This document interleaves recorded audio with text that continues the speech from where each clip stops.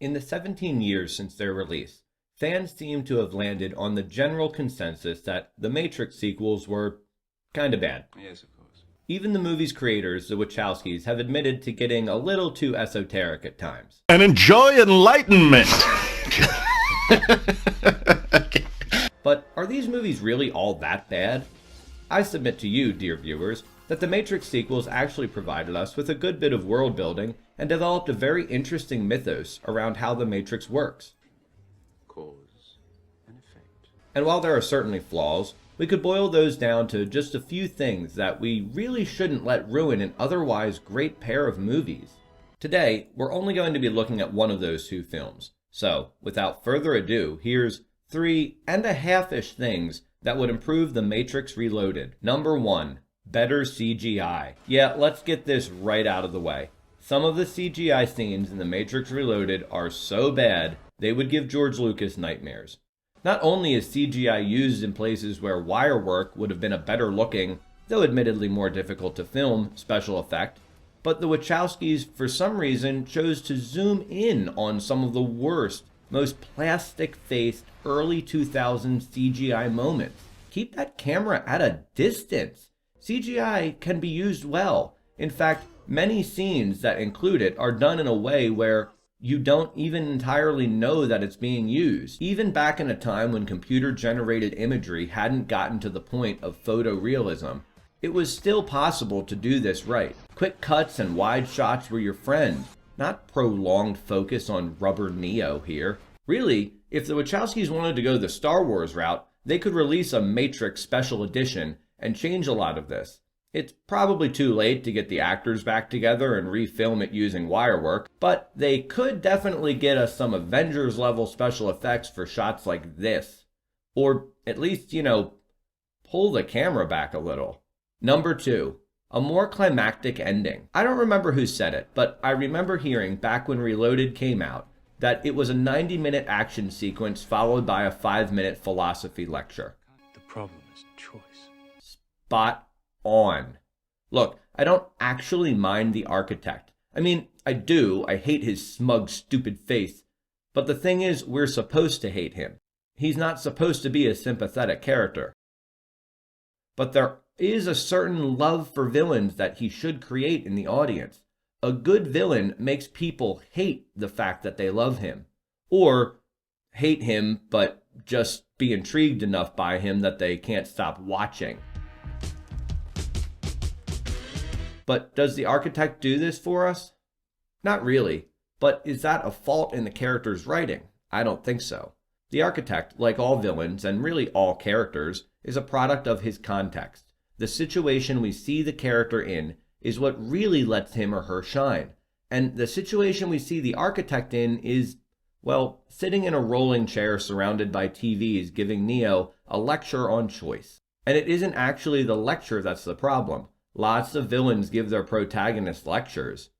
So much so that TV Tropes has a whole section dedicated to it. It's what happens after the lecture that makes it anticlimactic. Neo just leaves. Now, yes, he's rocketing across the city to save the love of his life, but that threat doesn't tie back into the architect. He has nothing to do with it. It's just something that happens to be going on at the same time. Now, maybe if the architect had engineered for Trinity to be there and in peril and was offering Neo a chance to save her by reloading the Matrix, we would have had a better climax. But actually, he's doing the opposite. And yes, for all you hardcore fans out there, I am aware that every iteration of the One is programmed to feel a strong sense of duty toward their fellow humans, but Neo is different because he was allowed to fall in love, which causes his caring for humanity to center around a single person, thus allowing him to reject the architect's offer to save humanity in order to save her. But did you know that when you watched it, or did you have to play 3 video games and read a wiki to figure it out? And that brings us to our half issue. Number, half. Make fun of the architect's vocabulary. It's not unrealistic that a machine who describes himself as bound by the parameters of perfection would use big words. In English, big words are often more precise in meaning. In vernacular English, humans use combinations of many words to convey complex concepts that there are often already words for. It's actually easier for us to say, I'm so extremely angry I want to throw you out a window, than it is to say, I'm so irate I wish to defenestrate you. But a machine wouldn't understand this. What would have helped Reloaded not feel like an eye-roll-worthy philosophy fest would have been a little humanity injected into this scene. Yeah, sure, Neo stands up to old Arky, but he does it in such a stilted fashion, he seems like a machine himself. How about instead have Neo poke fun at him, or at least ask him why he's talking like Neo's Intro to Sociology professor? Then the architect could explain himself. He could explain he has access to and perfect understanding of every word in the English language, and that he picks the most efficient ones to make his point. He could even explain that he wouldn't have access to normal human speech patterns because it's not within the parameters of his programming. For that, a program specifically designed to understand human thought would be needed. And that would allow him to segue into number 3 on our list. Number 3, make the Oracle's hand in creating the Matrix more definite. When the architect explains he had help in creating the version of the Matrix that ultimately succeeded, he describes his partner as such. If I am the father of the Matrix, she would undoubtedly be its mother. And Neo responds with, The Oracle. To which the architect answers, Please. What the hell is that? Look, I understand the Wachowskis wanted to leave some questions unanswered, so we had a good cliffhanger. But you have to give us something here. There's already plenty of unexplained stuff. Having a definite answer to whether or not the Oracle is the mother would have really driven home that sense of betrayal and the idea that the prophecy of the One is just another system of control.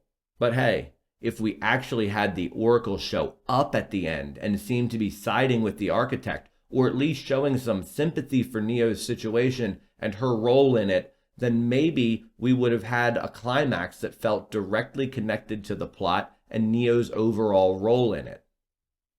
Well, what do you think? Could something else have been done to improve these movies? Could something have been added? Would you have liked to actually see the battle in which the majority of Zion's ships are destroyed? Or perhaps there was something that could have been removed. Maybe you're one of the staunch believers that the Merovingian really served no purpose. Hey, maybe you're a crazy person and you hate Smith. I don't know. But leave me a comment below and share your opinions. Like and subscribe to hear more from Fandom Canon, and whatever you do, thanks for watching.